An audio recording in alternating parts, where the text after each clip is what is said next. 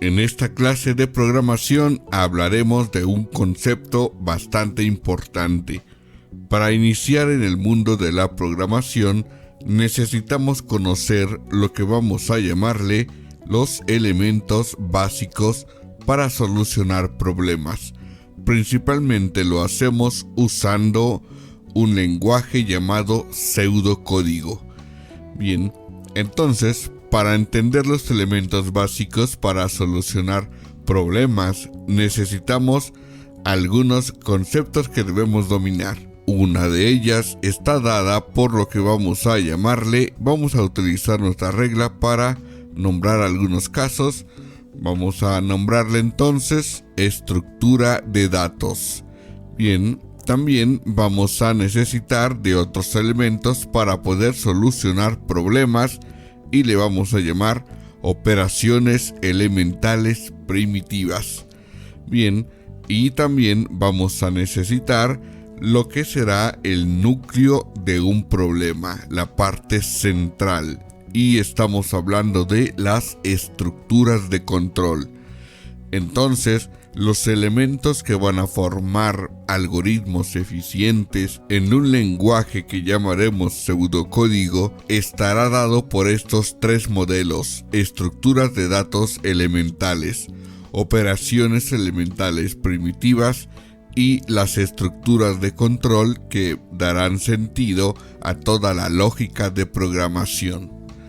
Ahora vamos a comenzar platicando sobre las estructuras de datos.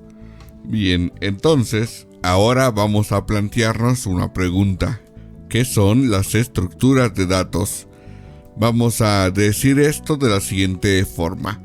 Los datos van a ser algunos modelos que maneje la máquina, es decir, aquellos elementos básicos con los cuales nosotros vamos a definir y estructurar modelos que serán interpretados por la máquina mediante una serie de procesos que se van a llevar a cabo. Para eso vamos a necesitar algunos tipos de datos elementales que vamos a necesitar. Algunos tipos de datos serán entonces datos de carácter numéricos.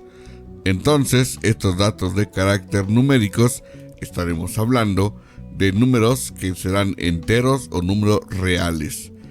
Es decir, los números enteros no tendrán la parte fraccionaria y la parte real sí que lo tendrán. Es decir, vamos a hablar de números enteros con su parte fraccionaria. Para lenguajes de programación específico habrán situaciones específicas.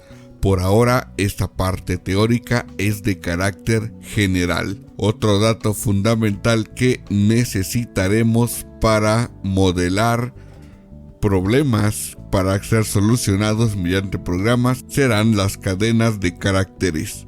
A esto estamos hablando que sean ya sea alfabéticos o también alfanuméricos. Una cadena de caracteres los vamos a platicar con calma mucho más adelante.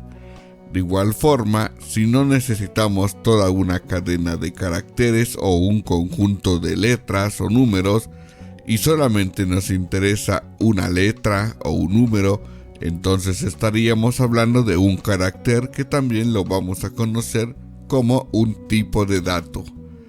El siguiente tipo de dato que nos interesa conocer es aquel que nos va a servir si una proposición es falsa o es verdadera.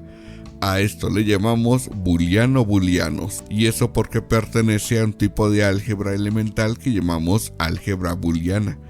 Bien, ahora una nota muy importante es la siguiente. Cada uno de estos tipos de datos estarán dados por la siguiente situación.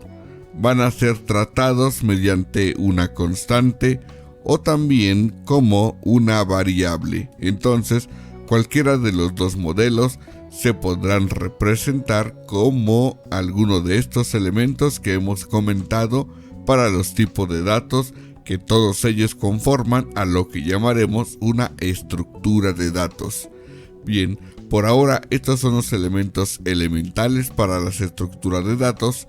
En las próximas clases vamos a hablar con más detalle de cada uno de los elementos que lo componen.